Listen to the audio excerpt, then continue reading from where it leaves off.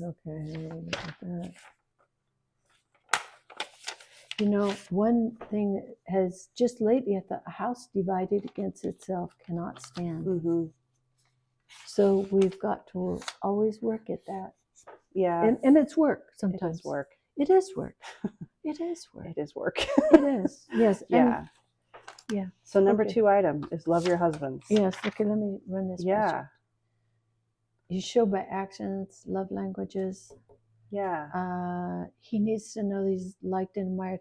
My experience is that if I affirm Lyle, Mm-hmm. like if I say, I really enjoyed whatever, that cup of coffee, I enjoyed you sitting with me and chatting about this, or I appreciated your patience, or some affirming of something that I did appreciate, he'll do it again more likely. Yeah. Okay. It gets repeated. Yeah. Whereas if I never say I really like that, how's he to not even like Yeah, that's true.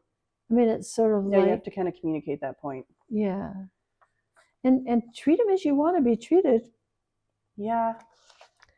That is a good way to go. But yeah, and being married is not, to me, this is another thing. I have always felt that being married is my children, but specifically being married and being Lyle's wife specifically is my mission field, because it's my focus. And if there's if I try, like, okay, how does this affect Lyle? But it is, that's how I've seen it. That's really amazing, actually. I don't think I've ever thought of that before. I definitely have thought about, like, when you're a mom, it's a ministry of sorts. Yes, it is a ministry. It is. And so, but I've never thought of your spouse as like a mission field or a ministry, or, you have so much you can pour into them. I don't think I've ever had anyone phrase it like that to me.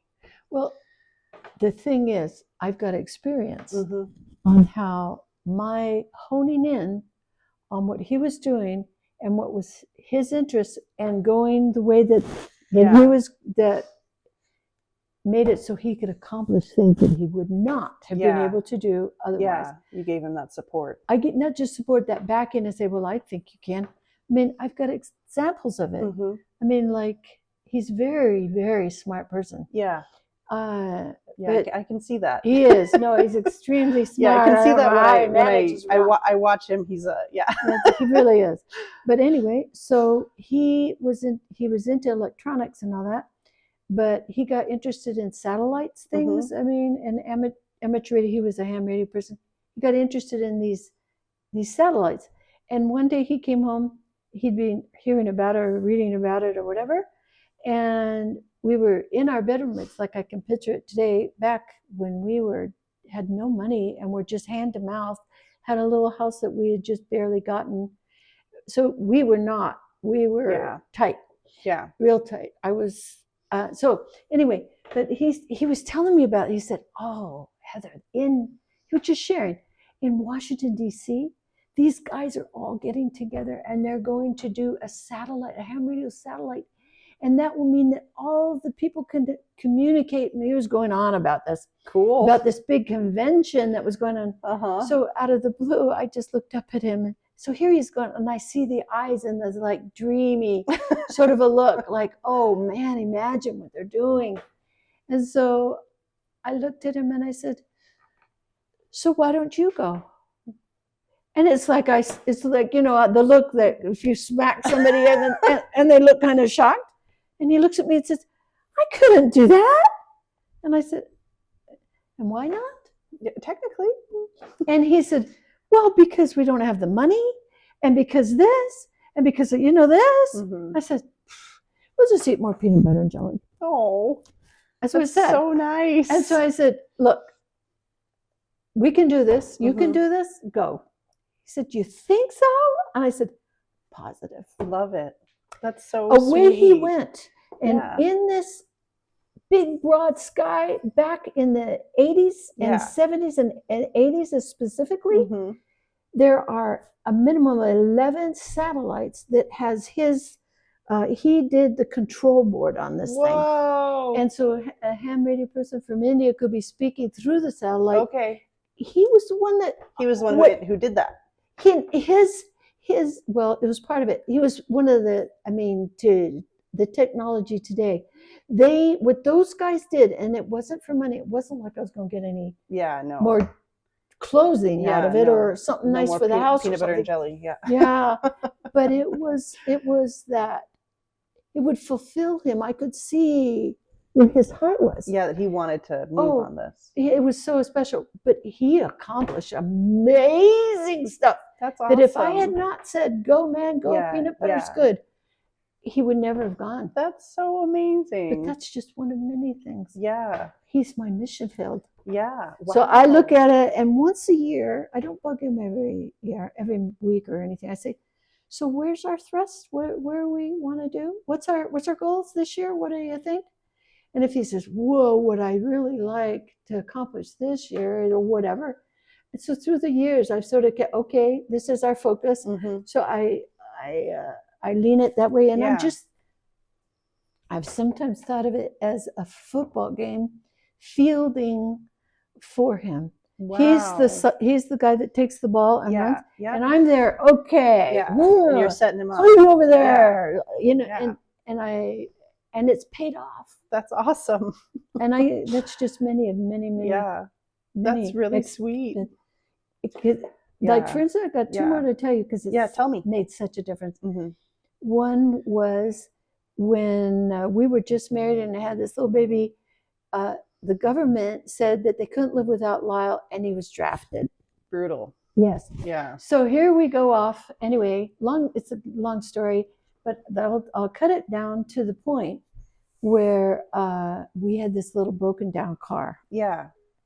And so something was broken in the motor. Mm-hmm. And he said, "Oh, we just, what we got?" I said, "Well, you probably could fix it. You probably could figure it out." He said, "Nah, that's not my thing. I don't know how to do that stuff." I said, "Look, as smart as I know you are, I bet you could." Yeah. And so he started to look into it, got a book on the car and this, that, and the other. Pretty soon, on our porch, which was a little tiny trailer, and this little outside table, he had the motor all in bits. And so, sure enough, I knew he could. Sure enough, Lyle got it together. And we drove it forever after. That's awesome. And so it's seeing where the heart is, seeing where the thrust is, seeing where it just and supporting that and blocking for that vision. Yes. Yeah, that's rather amazing. than, I think that a husband and wife can go higher and farther as one than as two separate people fighting each other to get as high as they individually can get. Yeah, wow, that's a thought. But I'm just saying, you got time. I got examples. Yeah, no, tell me your examples. No, it's just, I'm just saying. Oh, yeah. Yeah. I'm saying it's worthwhile. It's worthwhile. It's That's worth all I'm doing. saying. So what do you do when it feels impossible to do this? That happens too. Yeah, it does happen. How do you make it through there to the other side, to where you're effectively loving your husband again, and it doesn't feel like brutal, One verse that I have always enjoyed when had any difficulty like that is, we've started this whole conversation the other day with the Lord Jesus. Yeah. Yeah.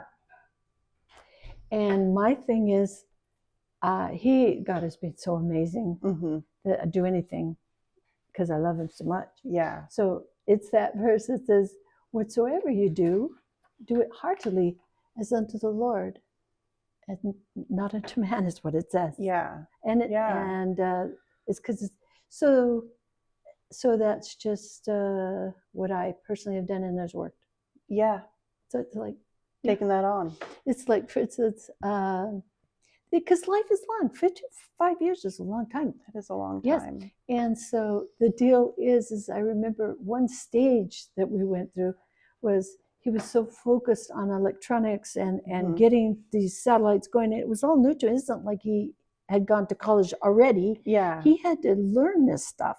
So he'd go to bed and he would get these electronic books and he'd just eat them up, not eat them up, but he would just learn it, right there. Essentially. Yes. Okay, yes. And so I did everything I could do. I was helping him in every way possible and taking care of the kids and fielding for him so he didn't have to do more with the kids than necessary, Yeah. la, Yeah. la, la. Not that that was the smartest thing I've ever done, No, but it I was my understand. goal and my Yeah, you're my trying motivation. to support him to do his thing. Yes. Yeah. And so here I come. I've done all this all day. I've done this extra for him. I've done this. I've got the kitchen clean, and I'm exhausted. It's about 10:30, which is to me at that time like, yeah, I'm really tired. Body So collapsing. I go waltzing not waltzing. I crawl basically, figuratively, into the bedroom, and he looks at me and says, I sure would like a bowl of cereal. I think, a bowl of cereal?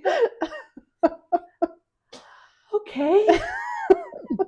So I turn around and I go back to the kitchen. I think, I am so tired. I am so tired. So I thought, well, I don't feel like making him a bowl of cereal right now, but I could do that. Lord, if you wanted me to give you a bowl of cereal, I could do that. Oh, so I went, I got the really bowl, cool. I put the cereal, made it just like he likes it. And as I walked back to the bedroom, I said, this is yours, I hope you really like this bowl of cereal. Oh, that makes me want to cry. That's really good. And so and then I said, here's your cereal. Yeah. I was able to do it. And then collapsed. Yeah. Because, yes. But as unto the Lord, I could. Yeah. Oh, that's so good. Yeah, that's a powerful story. Well, yeah, it is. So anyway, that makes it effective. Wow. Yeah, that's a good answer. I'm telling you. But Jesus is there. If God puts something in the Bible that seems hard, he has the way to do it. Wow. It isn't, he gives us the impossible and says, go figure it out yourself. No, I can do all, A-L-L, what did that spell? All things. That's inclusive. That's everything you, me, can. C-A-N. Do all things through Christ who strengthens me. That is a fact. That's really good. That's a fact. And one time I was talking to some girls and I made some little signs and it said, the one that said can, and then another little additional piece that said like a T. So I said, if you think that you just can't, see, and here's the sign, C-A-N-T, the cross, this T makes it so you can. That's so good. So it's the T of can't. Yes, you can, but it does take Jesus and the cross. I can. Yeah. So that's really powerful. Well, you have a little note over there about the love languages. Do you want to talk to me about that? Yes. Yeah. The thing is, it's one thing to say, oh, yeah, I love my husband. Yes, I do. And yes, I do. But the thing is that how do we show that we love them? It's one thing to say. How do you do it effectively? I love him, yeah. Yeah. But I'm not kind. I don't think of him. I'm not backing him. I'm like, whatever. So show me where you actually mean you love him, not just words coming out of your mouth. And so to me, one of the things that I find valuable is, it's terrible. I can't even remember the author's name, but the 5 language. I've got it. Gary Chapman. There you go. Isn't that so funny? I had it. That was weird. Well, his book is actually very useful. Yeah. And I think there's validity to it. He says that as humans and as individuals, we have different things that affect us and that motivate us and that he calls them love languages, that fill our little love tank so that we think, yes, I am loved. Oh, absolutely, I'm loved. And it isn't that we are stuck to just one of them, but we tend to lean as individuals that these different 1 or 2 or even 3 of these things do fill our little feelings of love tank. So one of them is receiving gifts. Some people love to give gifts and I just think they feel loved if they get gifts. It doesn't have to be some new car or something very small, $1 million or a flower. Yeah, that's just true. To be thought of. I was walking down the road. I saw this beautiful little wildflower, and I thought, you are so beautiful, but you're so much more beautiful than this. And I brought you it. That can fill a love tank who's Yeah. and it's the same way going the other direction with our men. Some little thoughtful gift, like I got this little thing for you, or I thought of you. A gift can be one. Words of affirmation. Oh my, that one I have a real story on. But words of affirmation are simply, if you see something in your mate, whether it's either way here, that you think, what, it made you happy, or you thought that was really cool, or I like that. If you just keep that thought inside of yourself, that's nice, and I'm glad you thought of it, but it doesn't help the person. Yeah. Whereas if I see, let me take this for instance. I was raised with affirmation, so maybe that's why it's so important to me, but my husband wasn't. I see.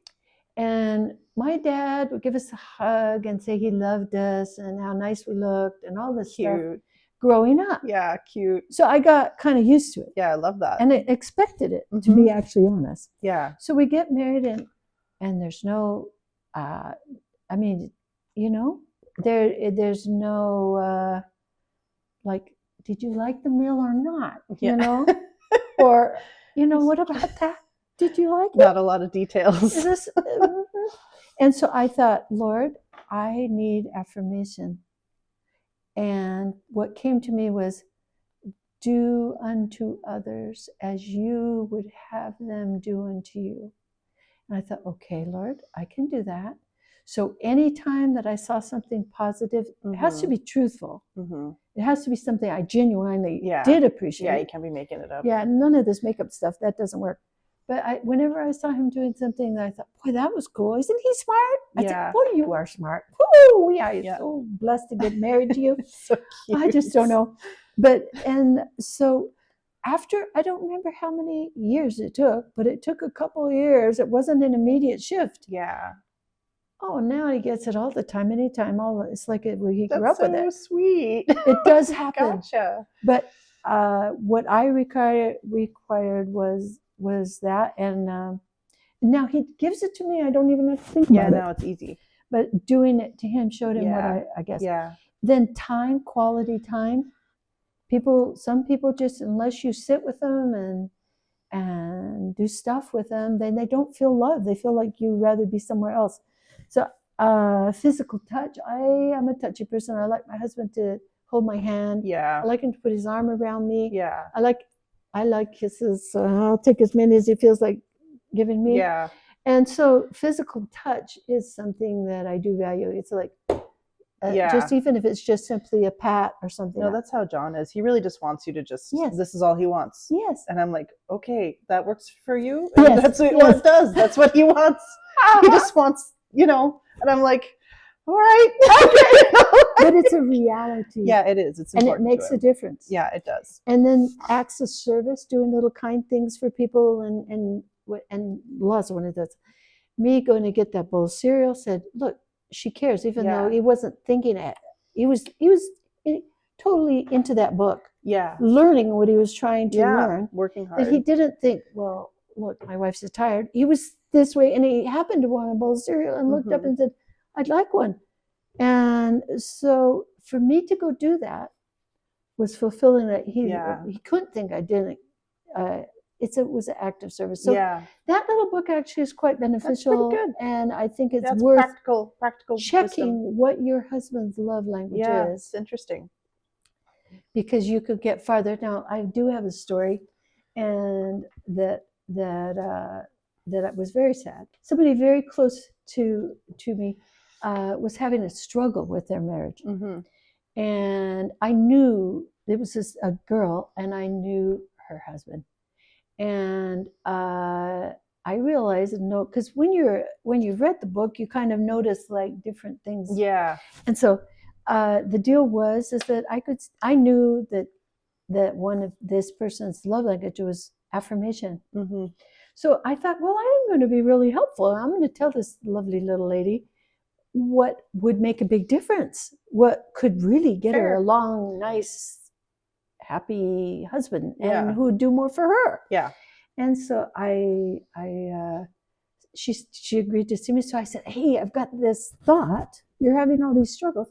I've got this thought that I've noticed, or I know that who you married really thrives on affirmation. Yeah.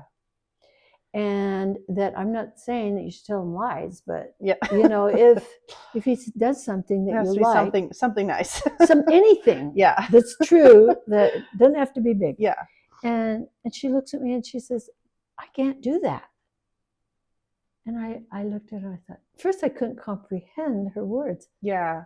So I said, my dear friend, I am not saying this because I just feel like it. I'm saying this because I'm thinking of you, because I love you. Yeah. And I want you to be happy. Yeah. And this is for your benefit. Love it only. Yeah. This is for, I'm just saying. Yeah. And I'm not saying you have to do it. I'm just saying give it a shot. Yeah. Open your mind. Just give it. I said, do it for a week. Do it for a day. Mm-hmm. Just one day and see what happens.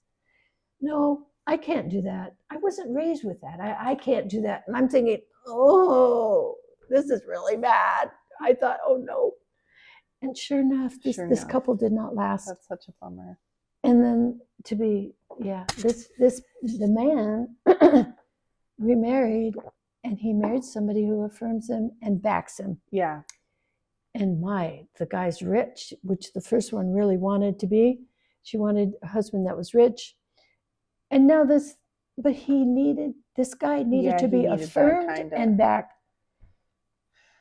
Bummer. So I just felt so sad because she's a wonderful lady. Yeah. I really cared about her. That's why I was saying. Yeah, yeah. Anyway, yeah, there you that's go. hard. That's a hard story, but that makes sense. Yeah. Hey, well, thank you for. Do you have any other stories or things you'd like to touch on about it, or any other notes?